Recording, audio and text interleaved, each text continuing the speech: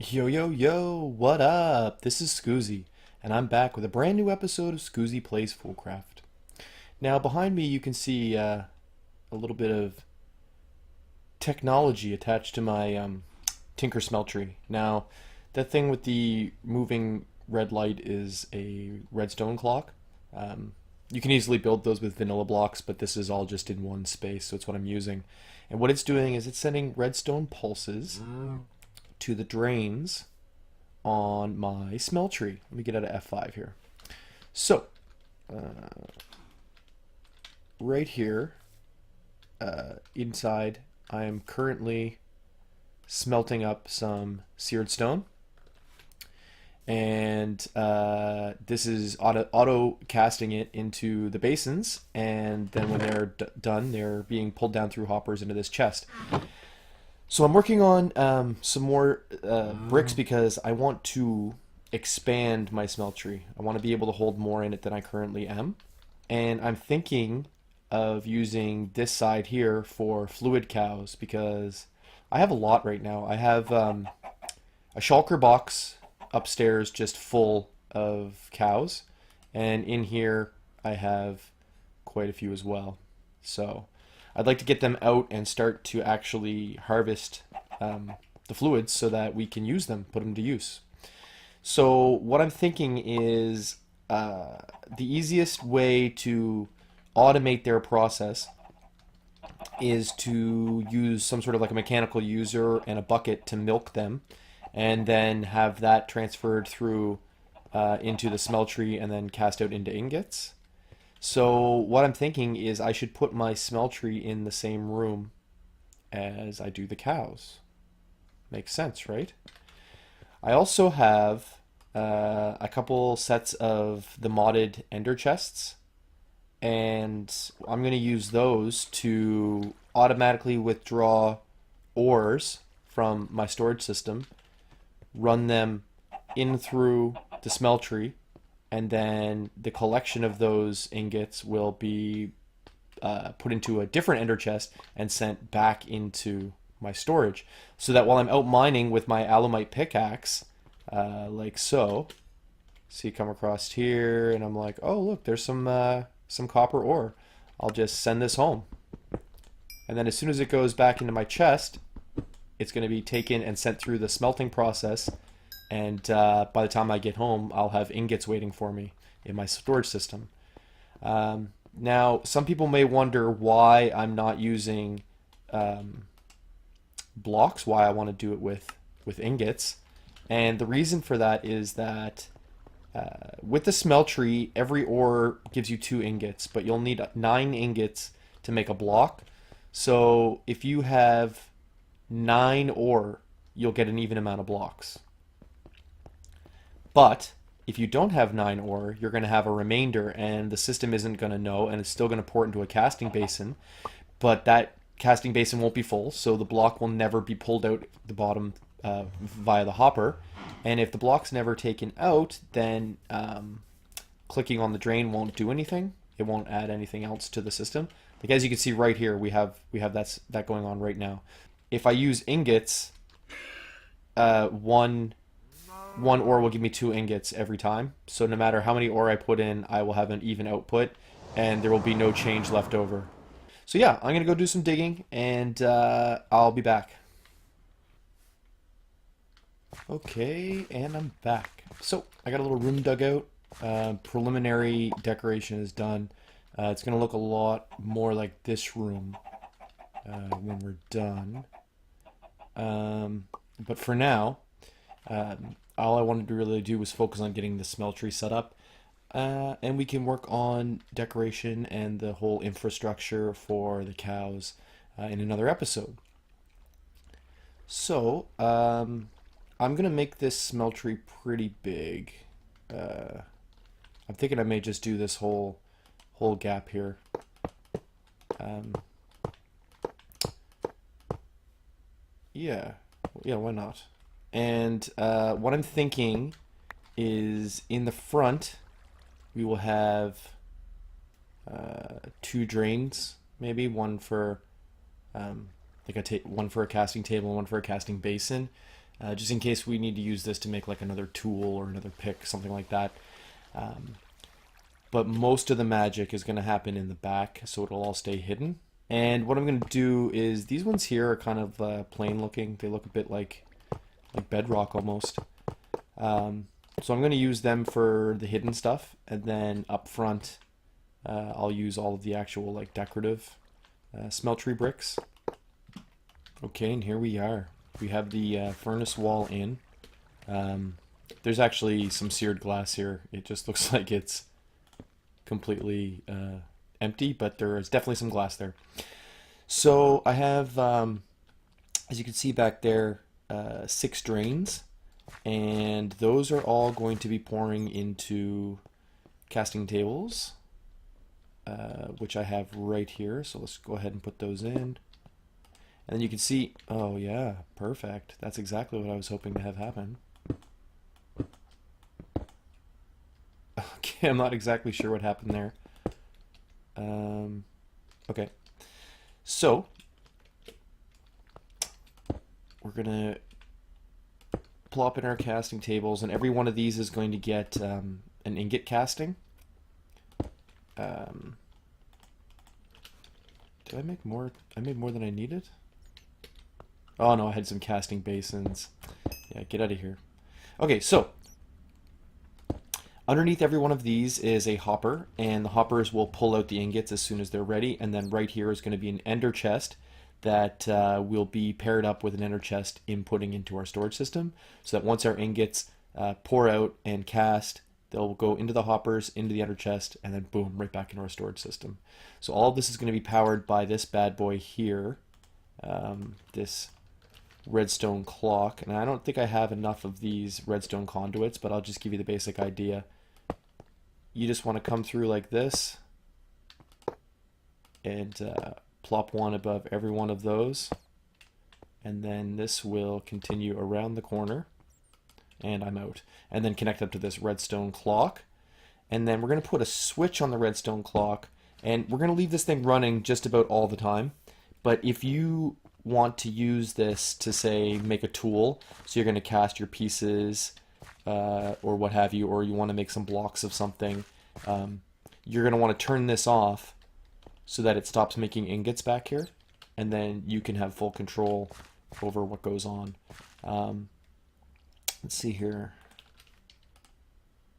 We got, I have 2 that are colored to light gray and 2 that are colored to dark gray. One's going to be for the input and one's going to be for the output. So basically, you're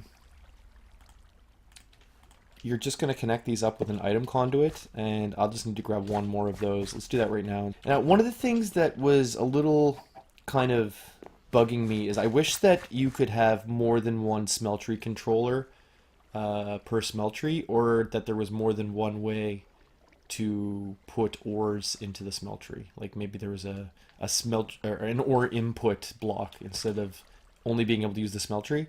Now, if there is, and I just don't know about it, please let me know, because I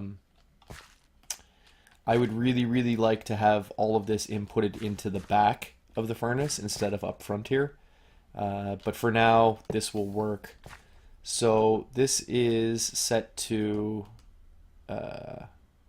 extract, always active, and this should be insert. So what we're going to do is over on our main storage chest on the other side of the wall there, we'll have another one of these light gray. Now let's just go do it right now. So let me see if I have any item filters. I do. That's great. That's going to save us some time. And interface. Do we have any colossal chest interfaces? No, we may have to make one of those. We have an iron chest, so we'll make it like that. Okay, I thought I was in here. Guess not. Where'd that go? Iron. I'm going to make 2 of these because we're going to have one for the input as well. Do I have an axe on me? No.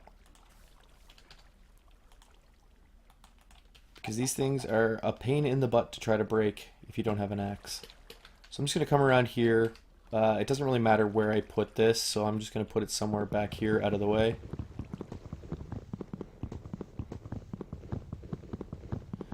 Wow, this is time consuming.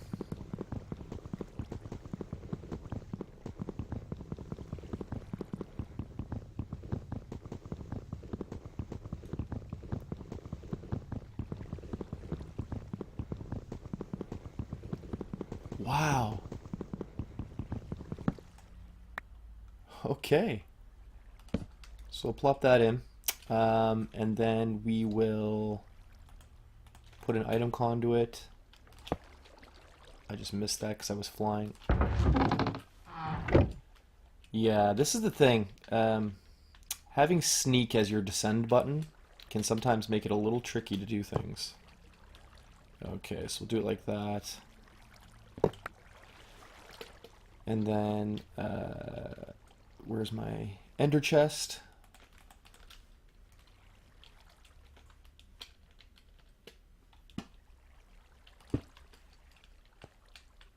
So this is the input chest for the furnace. So we need to insert into the ender chest, and we're going to put an item filter in here. And let me see if we have any ore. Okay, so we do. We have some copper ore. Cobalt, yep. Let's smelt that if we have cobalt. I gotta get rid of some of this stuff here. Rose gold won't smelt. Poor silver, I don't know if that one. This one won't. Lead ore won't. So we're going to need iron. Now, I'm not sure.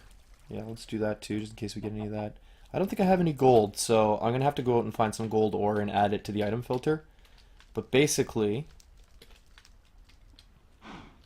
what we're going to do is we'll put one of these, one of these, one of these, and one of these, and then there's a space there for gold, and they'll be whitelisted into the end chest, and then the channel, yeah, that's good. Insert, yeah. So this one here is on extract, and we'll put that to always active. And there we go. So now this should be, as we speak, funneling ore into our smeltery. Yep, you can see it right there.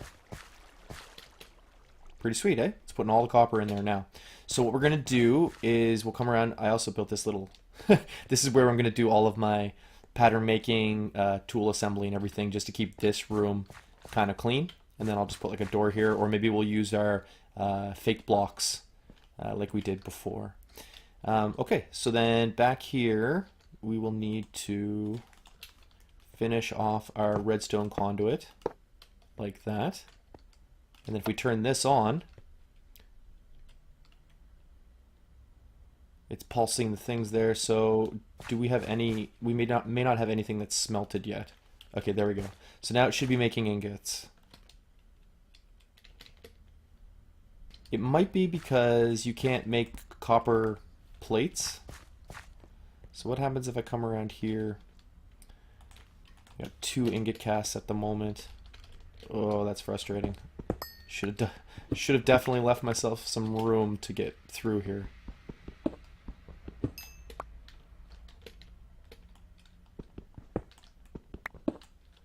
Yeah, I'm going to expand this out so that we do have a walkway through here in case we have to service this machine at any time. Sorry for this. Okay, here we go. Yeah, there we are.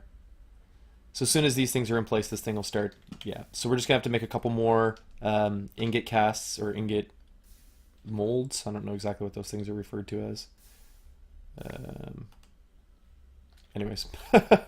Yeah, so that's that. And then for the return system, I have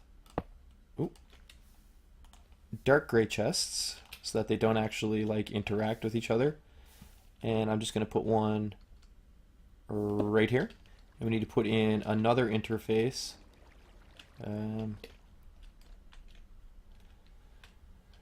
Let's do it right here, I guess.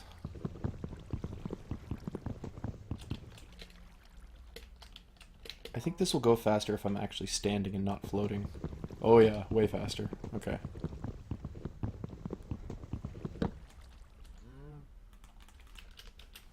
Put that in there. Put our under... Oop. Put our other ender chest down.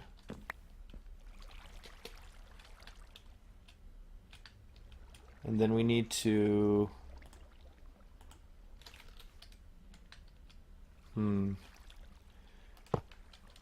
Yeah, that's what I was worried about.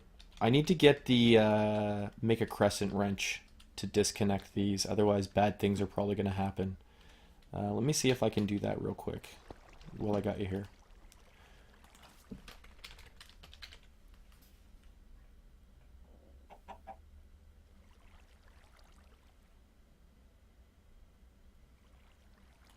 I think it's this one.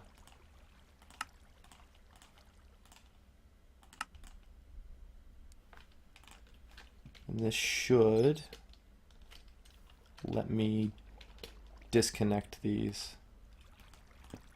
Yes, it did. It worked. Okay, so this one is going to...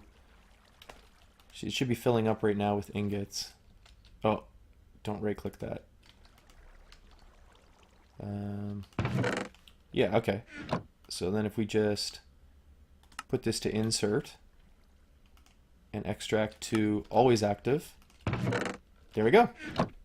So that's basically it. We now have a system to automatically smelt ingots.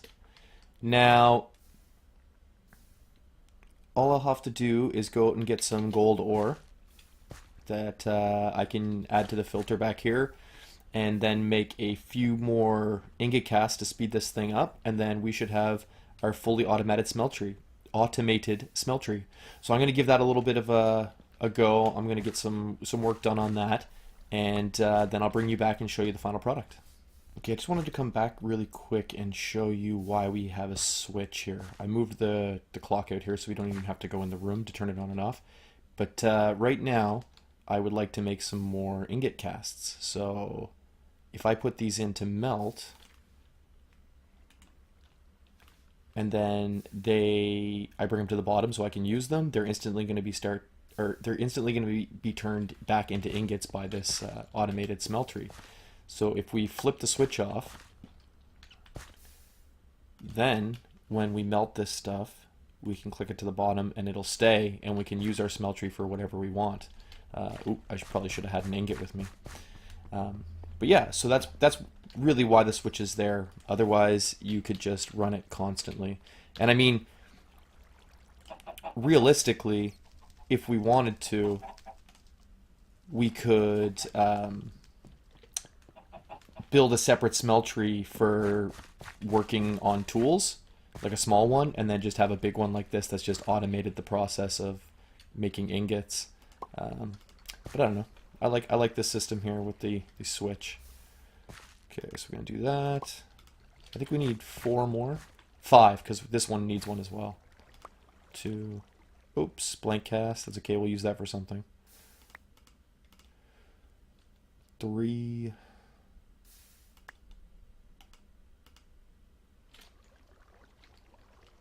I should have grabbed more ingots. What was I thinking?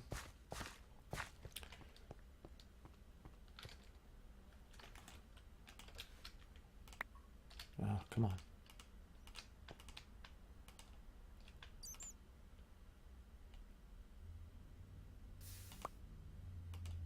Of course. Wow, that was pretty dumb. Okay, I'm just gonna finish that up off camera, and then I'll be back. And there we have it, the ominous Tinker Smeltery. So I might work a little bit more on the decoration, pick some good blocks and stuff, but I really kind of want to wait until I put in the infrastructure for the liquid cows, and then try to blend it all together into one kind of cohesive theme.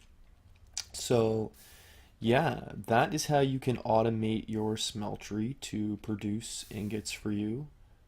So, anyways, I think that's probably going to be it for the episode. Oh yeah, there's a blaze spawner too. Forgot about that. I hope you did enjoy this episode, and if you did, why don't you go down and thumb wrestle that like button and show me that you did like it, so that I know that I'm doing some stuff that's good, and I'll continue.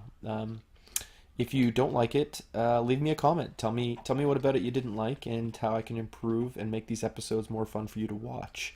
I hope at the very least it was informative, and you will now have all the knowledge necessary to set up your own Tinker Smeltery and automate it to the max. And again, if anybody out there knows another way to input items besides through this Smeltery controller, please leave me a comment and let me know, because I really like to move this chest out back so that it doesn't kind of clutter up the place. And I know I could put like a conduit facade on here to make it look like the seared bricks, but if I put one here, I don't think I'm going to be able to access the Smeltery controller, and that's really my whole problem. I need to be able to access this for when I'm working on tools, and also pump stuff into it when I'm not. So yeah, any info on that would be greatly appreciated. So yeah, that's going to be it for me today. This is Skoozi, and I'm thanking you for watching. I hope to see you again next time. Subscribe if you're new here, and until then, peace!